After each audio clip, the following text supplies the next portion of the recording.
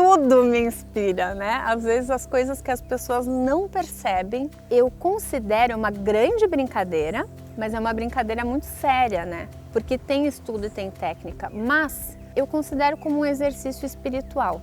O artista ele tem essa capacidade de ver, de perceber coisas que às vezes uma pessoa tá ali no dia a dia e não percebe. E a gente traduz isso que eu chamo do invisível e materializa.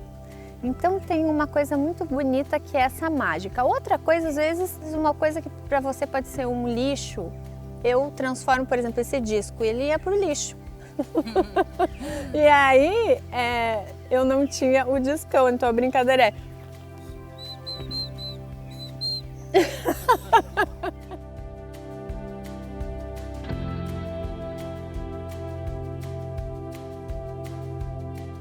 Para quem é de Carazinho da região, eu nasci Caroline Greff, né? Filha do Bugre e da Mariazinha.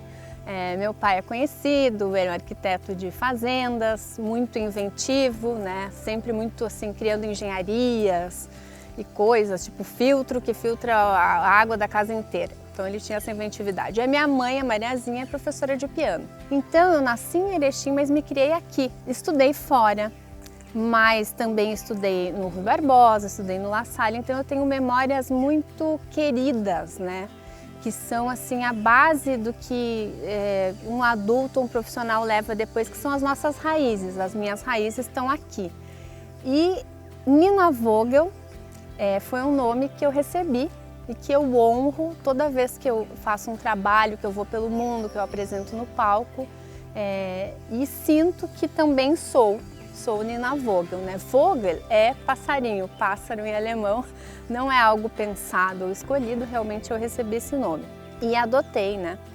E voltar para Carazinho durante a pandemia, eu vim por conta do isolamento e eu fazia muitos anos, acho que fazia quase uma década que eu não voltava.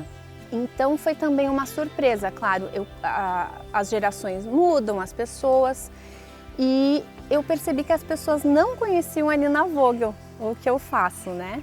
Então eu gostaria muito, assim, agradeço, uma alegria, uma honra estar aqui hoje para poder também falar um pouquinho, compartilhar com as pessoas a arte. E a minha iniciação artística foi em Carazinho. A dona Eugênia Stangler de Oliveira, há muitas décadas atrás, né, formou o Instituto Carlos Gomes e formou gerações e gerações de crianças que tiveram o primeiro contato com a música e com a arte ali. Então isso foi muito importante. Eu comecei com 5 aninhos, né, aprendendo a tocar piano. Então tem toda uma formação de musicista que inicia ali, depois mais de 20 anos estudando canto lírico.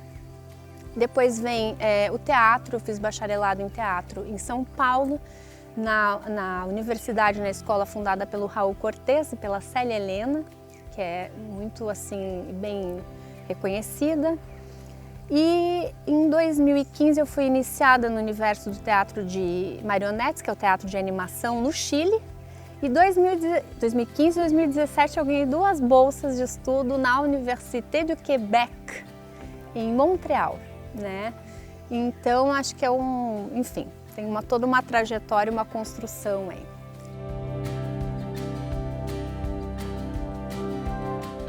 Eu sempre fui artista. Eu acho que isso vem com a pessoa de pequeno já. Talvez eu tive a oportunidade, justamente quando eu comecei a estudar piano, eu sabia que eu não ia ser uma exímia pianista, mas a música, a disciplina que a música ensina, e uma possibilidade de se expressar através da música. Eu acho que isso é muito importante para qualquer pessoa, seja criança, adolescente, isso é muito importante. Ali eu percebi que já tinha uma possibilidade de, às vezes fugindo da partitura, criar, improvisar, né? Brincar. Também eu tenho uma memória muito querida da professora Adriana Turconi, no Rui Barbosa. Inclusive eu encontrei ela, fiquei assim profundamente emocionada e agradeci, porque eu acho que às vezes o professor nem sabe o quão importante ele é na vida de um aluno ou na vida de uma pessoa, né? Ele passa ali décadas, anos ensinando e não tem uma ideia do que aquela pessoa vai ser. E eu lembro das aulas de educação artística que pareciam, que eram tratadas aqui no Brasil de maneira geral, como se fosse algo secundário, mas para mim nunca foi. Embora eu entrei na escola 2 anos adiantada, né?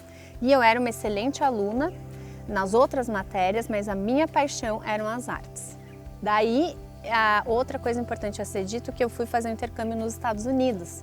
Porque eu estava adiantada na escola, eu falei, então eu vou estudar fora. E essa oportunidade de estudar lá me abriu a cabeça, assim, fez...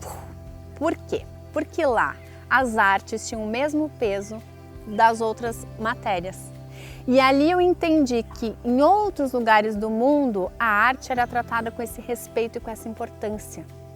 E isso mudou dentro de mim. Então quando eu volto, eu já volto com essa coisa, nossa, o canto, né? Eu comecei a cantar lá, enfim.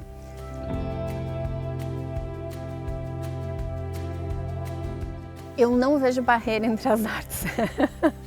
Eu acho que é sempre uma dificuldade que eu tenho, que eu tô entre cidades, eu tô entre países, entre línguas, eu falo 7 línguas e também falo diferentes linguagens artísticas, né? Então eu não vejo essa separação, mas o que me possibilitou justamente fazer essa fusão e não ter barreiras, e explorar e não ter medo do erro e brincar, foi o teatro de animação. O que é o teatro de animação, né? No Brasil, a gente conhece mais como teatro de bonecos.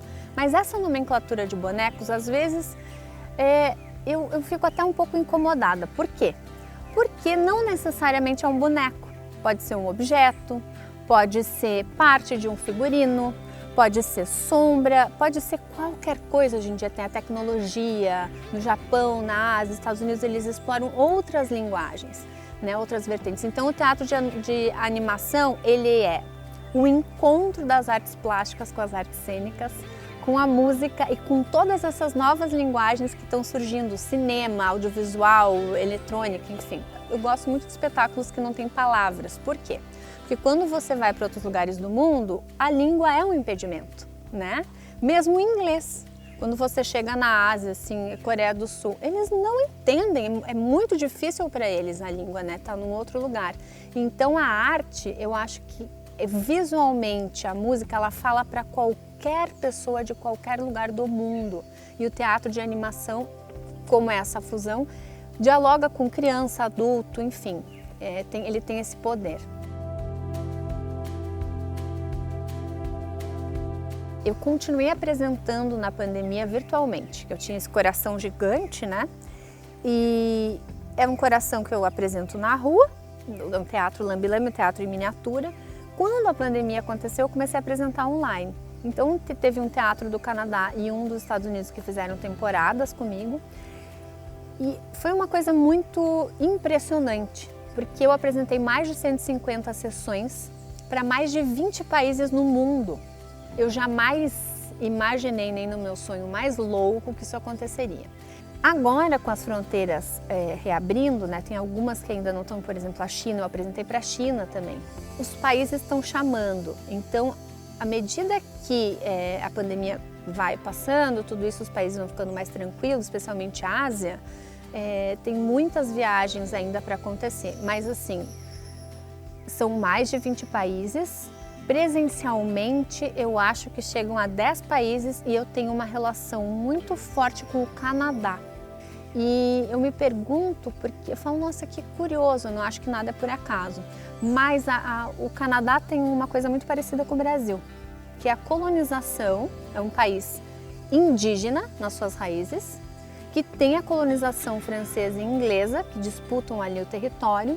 E hoje eles estão voltando a ter a honrar a ancestralidade, sabe? Tanto que quando você recebe um convite, eles falam, essa terra é do povo tal, tal, tal, é reconhecida a terra indígena. E eu acho que o Brasil está caminhando para isso, mas a gente ainda tem muito. E aí, curiosamente, o Canadá acaba fazendo muito convite.